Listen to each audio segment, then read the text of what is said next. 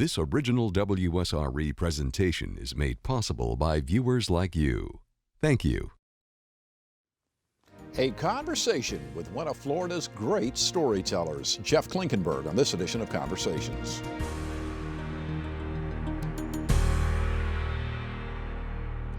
Jeff Klinkenberg's writing captures the cultural essence of Florida.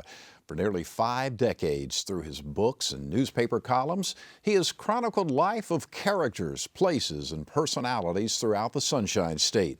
His books include Pilgrim in the Land of Alligators in B-flat, and his latest, Son of Real Florida, Stories from My Life. Jeff Klinkenberg, welcome to Conversations. Thanks for being with us. Thank you for having me here, sir, and I'll try to keep up my end of the conversation. I'm sure you'll be able to handle it. Question for you. You were born in Chicago, Illinois. So tell me, how did your relationship with Florida begin?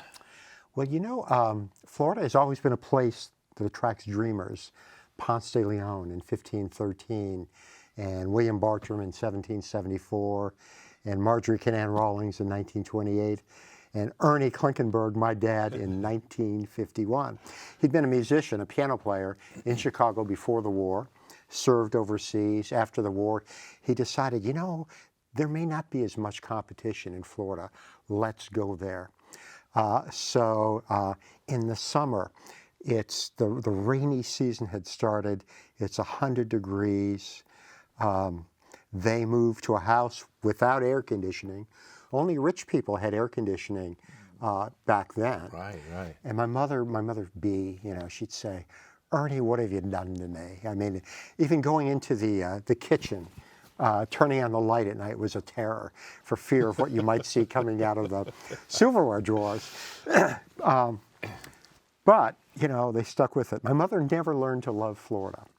What she had, though, which was a great gift to me, was Beatrice Mary Grace O'Donnell Klinkenberg, the Irish gal. She had that gift of gab and curiosity. Some would say she was a little nosy. But my mother could walk down the street, and I still have this memory of her. And she'd come back, you know, an hour later, Pall Mall was hanging from her lip, right?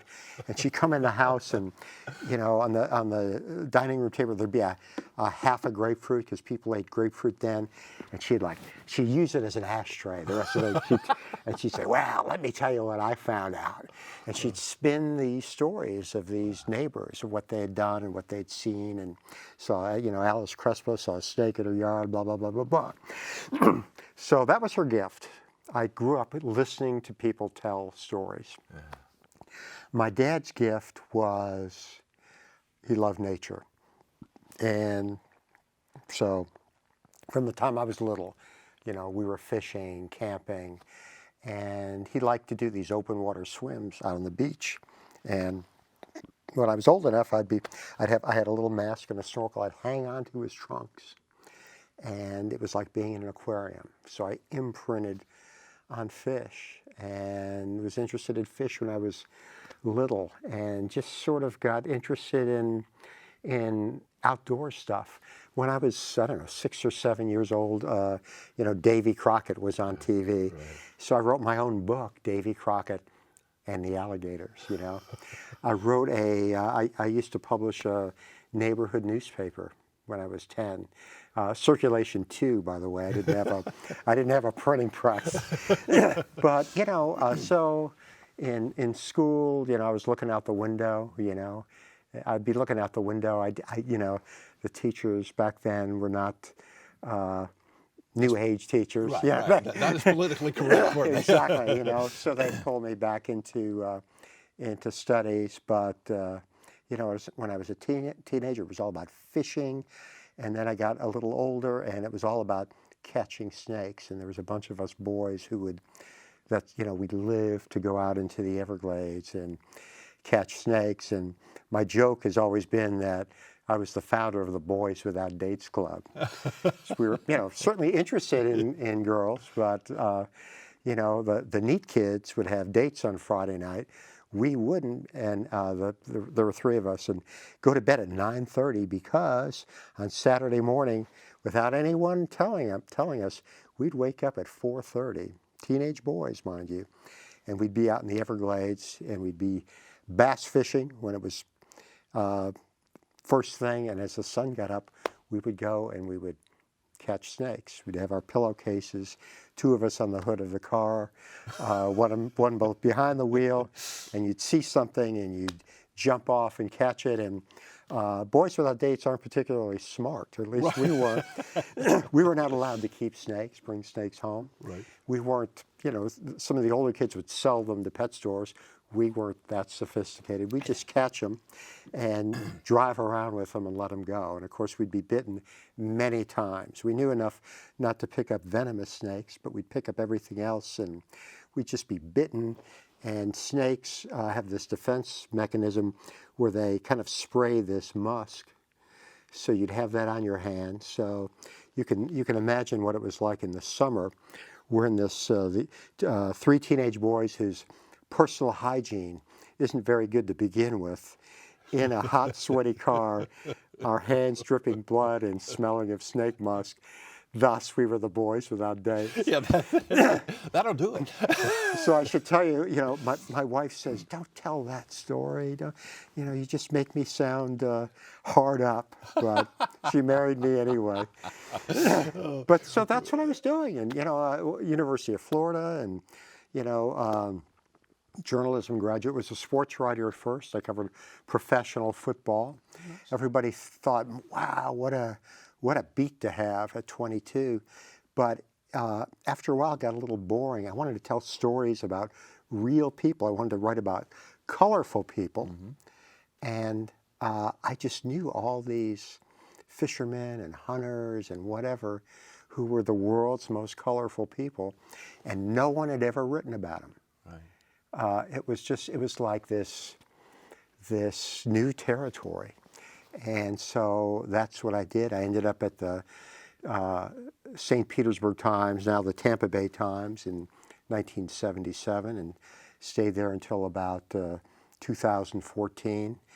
And it, honest to God, Jeff, it was like the greatest gig anybody in newspapers could have. I can imagine. My boss said, go out and find me something interesting. And so from Key West, where, by the way, I lived there a little as a boy for a while, right, to this part of the state. And I just go out, and I had the luxury sometimes of spending time with people, you know. It wasn't like I was never going to call them on the telephone. I was always going to go and visit them in their own habitat, and sometimes stay for a couple of days and just try to see what made them tick. And then I had a time, and I had some space to tell their stories as well as I could. It was a great gig, and plus I knew where to get the best fried chicken and you know, the best grits and all that stuff. So it was just it was an amazing gig. I don't work for the newspaper anymore, but I continue to freelance and, you know, continue to work on my books. So I'm still at it. Tell me who's the most interesting person you ever encountered in all your days of reporting? You know, it's hard to say, just because there were so many. I mean, and they range from people who were Florida icons, like Marjorie Stoneman Douglas, who wrote Everglades River, the River of Grass. Mm-hmm. I knew her. I interviewed her when she was 102 years old. Oh, wow. Down in the Miami area, spoke in perfect paragraphs, very articulate, got mad at me at one point. What about? Well, I was telling her, you know, she was the Everglades expert, and I'm sitting there thinking, well, I'm an Everglades expert too. I'm going to tell her something that's going to impress her. And I'd just been on I'd been on a couple of Florida Panther captures. And at the time, the state and federal biologists were catching panthers and putting radio collars on them so they could monitor their movements. Important baseline science. So I tell her that, and she was very imperious, and she says, well, that seems to me like the utmost cruelty. And I kind of reel a little bit. I said, oh, well, Mrs. Douglas, here's why they're doing it, blah, blah, blah, blah. She says, wow, my cat Willie doesn't even like a flea collar. So I kind of look around this cottage in Coconut Grove, and she had all these cat doors. She was like feeding all the stray cats in the neighborhood. So I tried a third time to explain it. And she said, Lord have mercy, like I was the world's biggest idiot. But I mean, we corresponded for many years before and after that meeting. She died at age 108. Wow. Born in 1890, died in 1998. I mean, just think of the world she had seen. Isn't that amazing? It is amazing, you know. It really is. So she would be one. She's iconic, you know. But about 3 or 4 years ago, and this story is in Centerville, Florida. I met the guy, and I consider him probably the best profile of a Floridian I ever wrote. And here's the story. So I get a call one day from a guy who lived in St. Pete, who had bought a piece of property in the woods of Gilchrist County. Gilchrist County is just west of Gainesville. It's very rural, very heavily wooded. Logging is the big industry there. And so my friend Jack had bought a piece of property there, and he said, I met somebody that you need to talk to. He's one of the smartest people I've ever met. He can do anything. He hunts, he fishes, he plants. He is the most self-reliant person I've ever met. He doesn't wear shoes. And so I heard that, and I thought, well, God, I didn't wear, when I was a kid, I didn't wear shoes either, but, how many tetanus shots can you get before you do? And this guy is, it's the 21st century, and this guy, older man, is living like that. So he did have a phone, and I kept calling for about a year, never got him. And my friend finally said, well, call him at 5 a.m. So I did, and got a hold of Nathan Martin was his name. And he said, sure, Jeff, you come on up here. I've heard about you. I'd love to talk to you. So I went up there one day, and I meet this guy. He was living in this, I would call it a cracker house.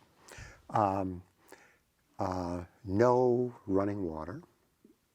He did have that cell phone. He had one light bulb, and he had chosen to live this very simple life. So he had a kind of a wood burning stove. I go in there, and he's reading the Memoirs of U.S. Grant, written by a president who followed Lincoln a couple times down. That particular book is considered literature. Grant was a wonderful writer, but it's not a book you're going to read while eating Cheetos and watching Seinfeld. Right. It's a serious reading book.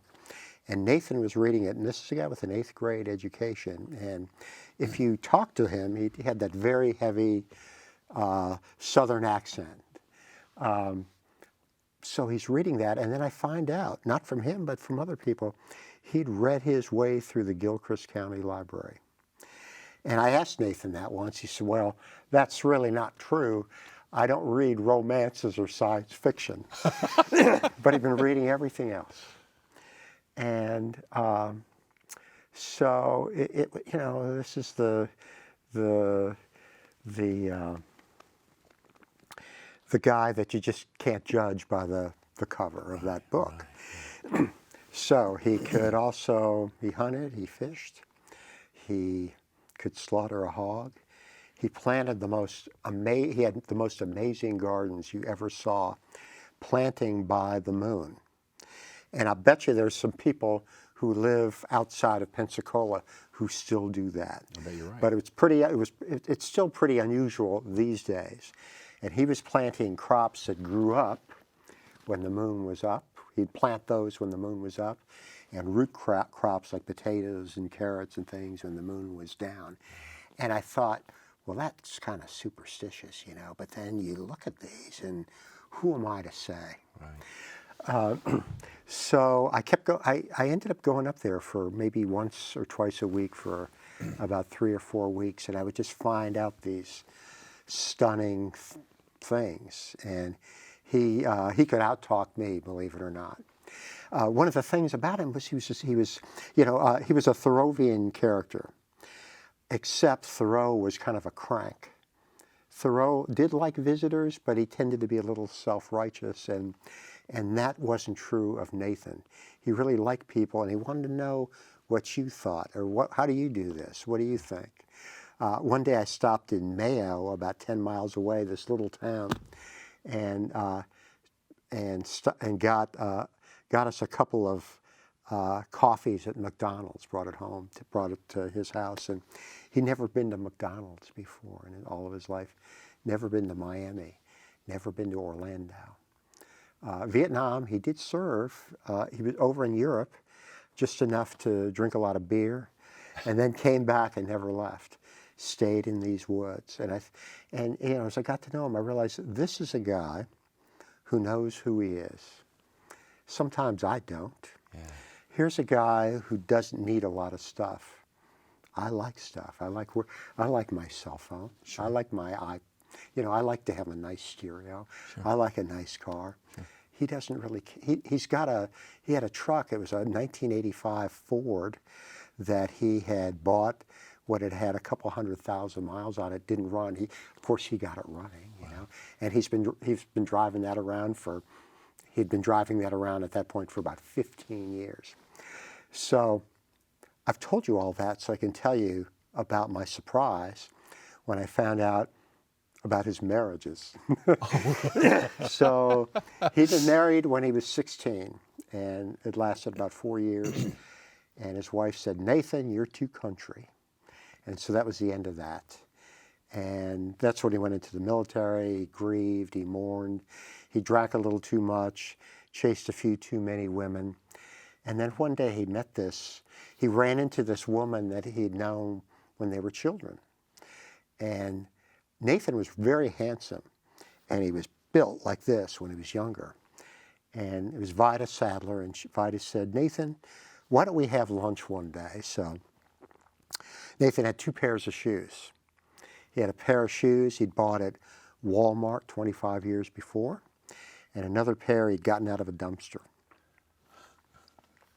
So he put on one of those pairs of shoes, and he had a shirt that he loved that looked like it had been torn up by wild animals, and indeed it had been. He'd had it for over 20 years. He'd been trying to free a bobcat kitten from a fence, and it scratched him, but he loved that shirt, and it was held together by safety pins and had claw marks. So he put on a better shirt and put on he put on his shoes, and he and Vida went out for lunch, and they ended up getting married. She was what I would call a refined Christian woman, soft-spoken, smooth, a ranch house on a couple of acres, and they had a weekend marriage. She'd never stepped foot into Nathan's shack. She'd come there in the winter when it was a little cool, and they would just, they would spend time at the picnic table, but he always came to her house and would bring, things from his garden and whatever, and she'd cook up these wonderful country meals. I had dinner with her, with them one day, dinner being like lunch, as you know, in the South, and she'd made this meal from scratch. And then we went into the living room and sat down, and they kind of fenced like an old married couple.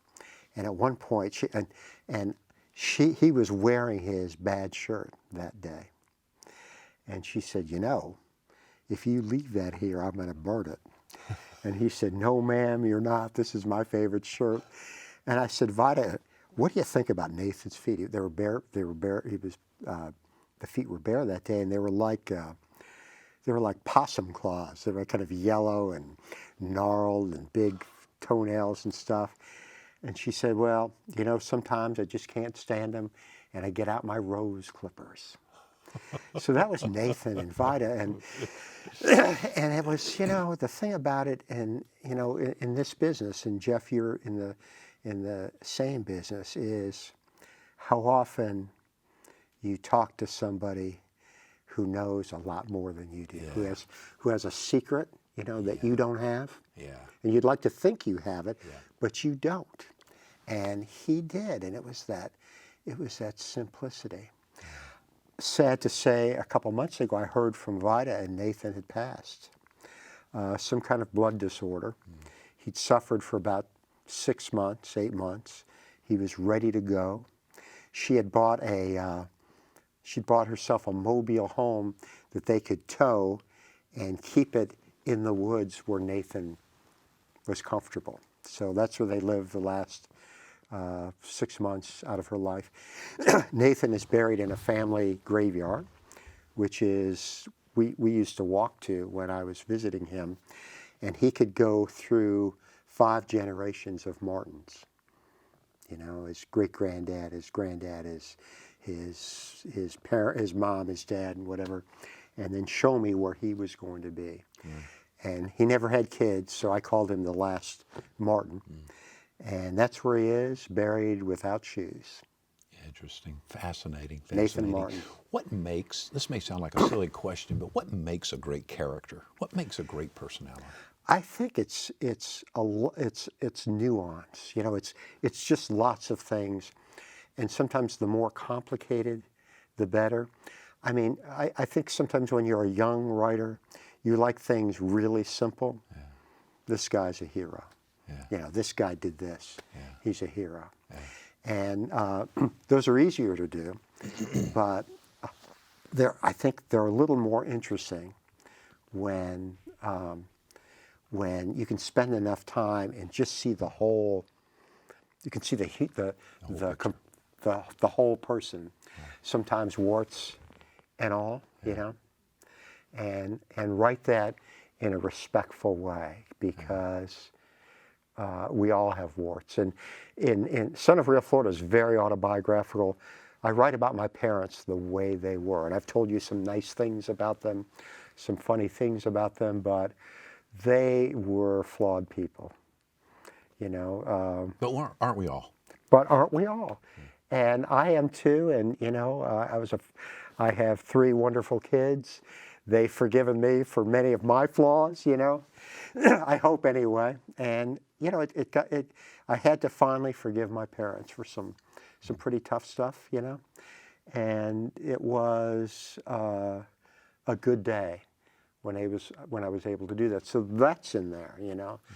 So those are the stories that I think are the best, that you can, where you can tell a story about how somebody really is. And it can be hard sometimes because people don't know who they are, you know, or they're, for whatever reason, you know, they're protecting something, you know. And I can still write about them, and I can still write about them respectfully. I can write good, you know, I could write good stories, but you know, it's when somebody has the confidence to kind of open up, to maybe see you not as a stereotype of a writer who's looking for a gotcha, but who's genuinely trying to understand. And you know this as someone who does interviews, when you're genuinely interested in somebody, people usually they sense that, you know, and they won't freeze up, you know. So, and I also agree with what you're saying about sometimes the most interesting people are not the ones who are famous, or not the ones who are rehearsed or have the PR people, or the ones you think. They're the ordinary guy or lady or whatever. Yeah, yeah. I totally agree with you. And sometimes they say, why do you want to talk to me? Yeah. You know, they don't see themselves as extraordinary in any way. And this is this is the gift from my mother. She thought everybody was interesting. Yeah. She thought everybody had a story to tell. Yeah. And I do too. I agree. I totally agree. I think if you're open, and correct me if I'm right, but I think if you're open-minded enough that you can learn something from almost anybody. I think that's true. Yeah. You know, and on all the, you know, I've known some great people that meet my definition of greatness, and I know you have too. And the thing about it is, first of all, they know what they don't know. And they do have that humility to be a student. They're going to be students. They may have a field that they're really good at, but they're interested in what somebody can teach them, you know, and you know that's what I strive for. And you know, just like anybody else, I have my smarty pants moments where no, listen to me. But you know, my wife will forgive me for those moments. But whatever. I'm getting a little short on time here, but I'm curious: is the art of storytelling still alive in today's culture? I think it is, you know, and you know, at one time it was. I think it is. I'm going to say yes, it is, and I think from the time that you know Cro-Magnon men were sitting around the campfire, people have been telling stories. Yeah. And of course, things change, and how you know first it was just oral, and then it was written, and now it's being tweeted in whatever 240 characters or whatever it is. But there are still people who are pretty good at it, you know, and I who are still reading novels and reading. You know, they consider my book the Bible. Those are the smart ones, right? The smart ones, yes, and they're also very attractive. But that's great. But that's anyway, great. So it is alive. We're running out of time quickly here. The latest book is Son of Real Florida: Stories from My Life. Do you have anything else on the horizon? Working on another one? You know, I've been toying with some fiction for a couple of years, you know, and it would be based on growing up in Miami, kind of the coming of age time in the 50s. I'm almost 70. And, you know, I grew up in Miami at a time when civil rights was coming to a fore. The Castro had taken over, so we had suddenly, I went to a parochial school, suddenly there's 10 new students and they don't speak English in my class, you know. And there were just all kinds of things happening. And I don't know if there's any commercial value to those, but I've written one. I'd like to do a few, and just to see, if nothing else, for my own joy or frustration, whatever comes first. When you do it, come back to see us. Thank you, my friend. Thank you for having me. Enjoyed it. Thanks. Jeff Klinkenberg, great storyteller, as you can tell. Latest book, Son of Real Florida: Stories from My Life. By the way, you can see more of our conversations online at WSRE.org/conversations. We're also on Facebook and YouTube. I'm Jeff Weeks. Thank you so very much for watching. I hope you enjoyed the broadcast. Take wonderful care of yourself, and we'll see you soon.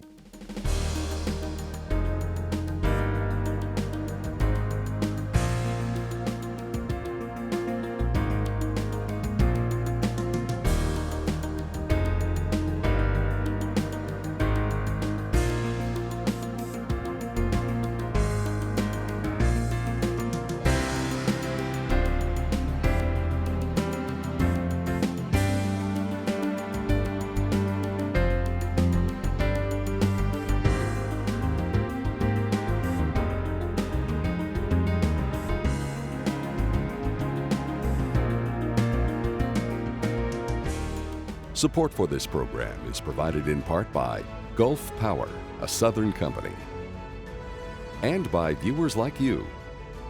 Thank you.